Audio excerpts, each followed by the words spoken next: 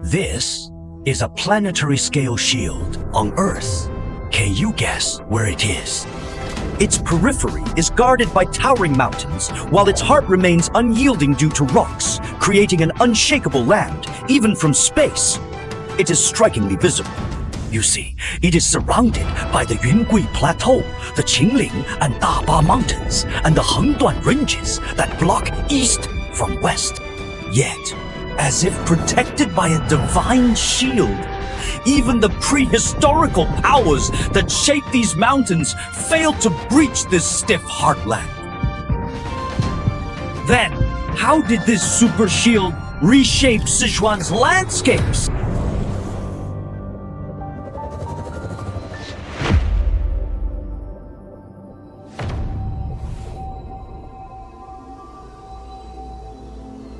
To most people, mountains are barriers, but here, they create winds. Every summer, the towering Hengduan Ranges in the west, along with the vast Qinzhang Plateau, absorb more solar radiation than lowland areas. The heated, near-surface air rises, lowering surface pressure, which draws in surrounding air currents. Meanwhile, the monsoons from the Pacific and Indian Oceans are drawn by this plateau air pump and race across on a sky highway, howling over the 1,000 to 2,000 meter high Yungui Plateau and converging in Sichuan. On top of that, to the north, most of the peaks of the Qingling Dabasan are over 2,000 meters, and to the west, the Hengduan Ranges are crowned by Mount Gongga, full of snow peaks. Thus, the moisture-laden monsoons cannot travel across these barriers. Before the Hengduanshan, they form curtains of rain, the famous rainy zone of West China. Over the Qingling and Dabasan, they whisper the ancient ode, night rains well, autumn ponds in Basan. Come winter, the Qingling Mountains block frigid northern air, making the Sichuan Basin winters warmer than its latitude suggests. For all living creatures, this celestial shield is a perfect sanctuary. Behold this Magnolia dorsoniana framed by snow peaks. Born in the Ming Dynasty, it has thrived over 460 years. Along with thousands of its kin, it survives in this tiny enclave, a treasure trove. Furthermore, this shield shelters over 500 endemic species. As you can imagine, without Sichuan and its mountain-isolated habitats, these life forms would vanish. This is Chinese dove tree, which has witnessed millions of years, far predating humankind. Similar relic species, including giant pandas, Sichuan snub-nosed monkeys, Sichuan takins, and Taxus shenensis. Total over 50 unique forms. Without Sichuan and its mountains, they would lose their last sanctuary. Indeed, the land here has formed a shield to guard all life, yet it is not isolated. In fact, to call it closed would be the biggest misreading. Instead, it opens 3 gateways for creating unique human civilizations. The Minjiang carved the first gateway. Gathering tributaries, including the Daduhe, it carved into weak points and create canyons kilometers deep, ultimately cleaving through the Hengduanshan and rush in the Sichuan Basin. Its sediment-laden waters form the fertile Chengdu Plain. There is a crack in everything. That is how the light gets in.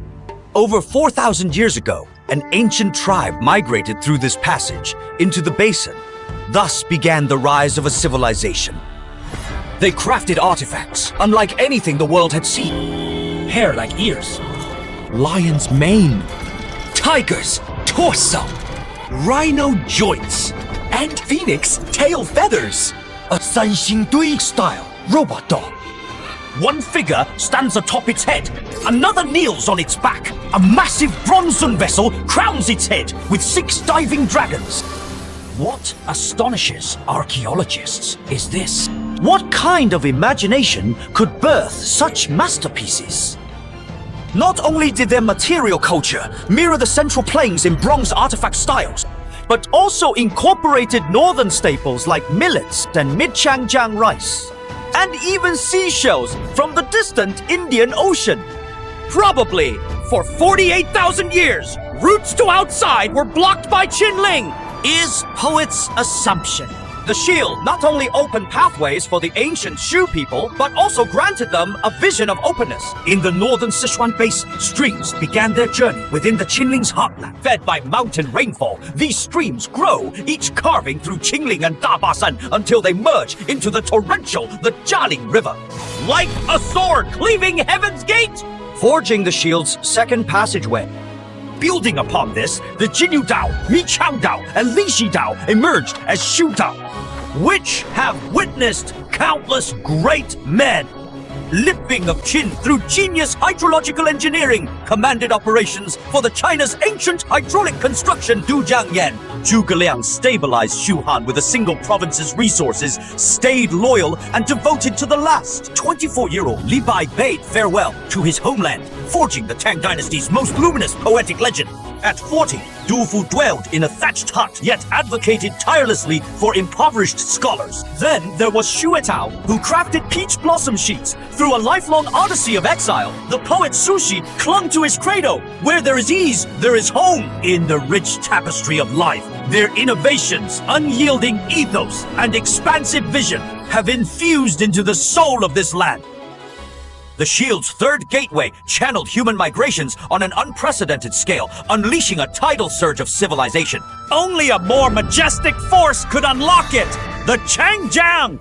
Amid the early Qing dynasty, over 1 million migrants poured into Sichuan. Most traversed from Hunan and Hubei provinces, an exodus immortalized as Huguang fill-in Sichuan. These new Sichuan people, through sheer labor, transformed the land over a century from the land of abundance into a cornucopia of unparalleled bounty. Sichuan embroidery, Sichuan tea, and Sichuan liquors flourished in abundance. Salt wells plunged kilometers deep, setting global drilling records of the time. Locals like to say 100 dishes have 100 flavors. Each bite is not only a representation of its culture, a symphony of 5 tastes, but also a plunge into the local life. This material prosperity democratized local culture. It is no longer confined to elites, but thriving among common people. To this day, tea houses and Sichuan opera remain indispensable threads in their life. And then there is this, and this, oh, and that too! From China's heartland to the far corners of the globe, they let people know what is Basi, what is Anyi, and what is Sichuan. Indeed, this shield served as civilization's cradle, but no civilization remains swaddled forever. When the opportunity arrives, the shield's pent-up energies will unleash, propelling humanity with primal force.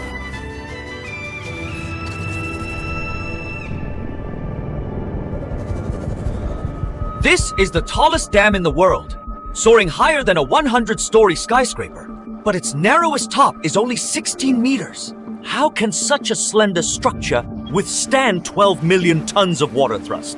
How does it do it?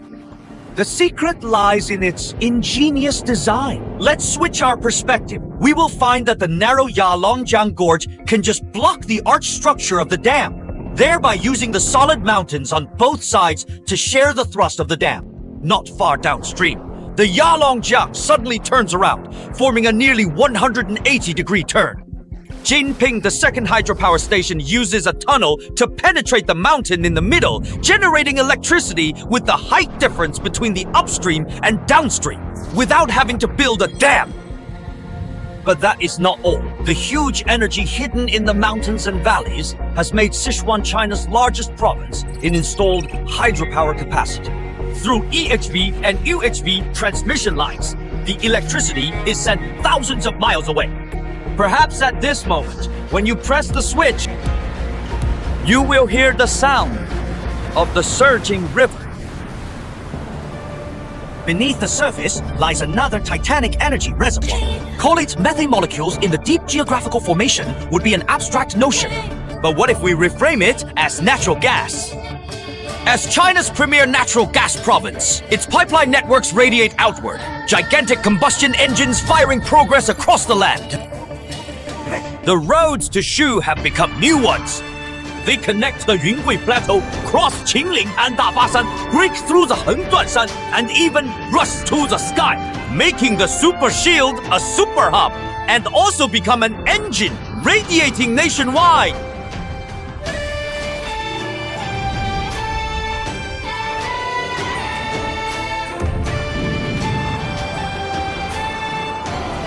Yes, there was no Sichuan in the world, and there was no land of abundance. It is the immovable land and the surrounding mountains which created a huge super shield. 486,000 square kilometers of land open their arms to thousands of people. 1,417 rivers flow day and night, and Changjiang and Yellow River run side by side, opening up a channel for civilization. And countless products, minerals, energy, technology, and culture, which allow modern civilization to release the energy of this planet on a large scale. From then on, Sichuan became what it is now, a unique creation under the planetary shield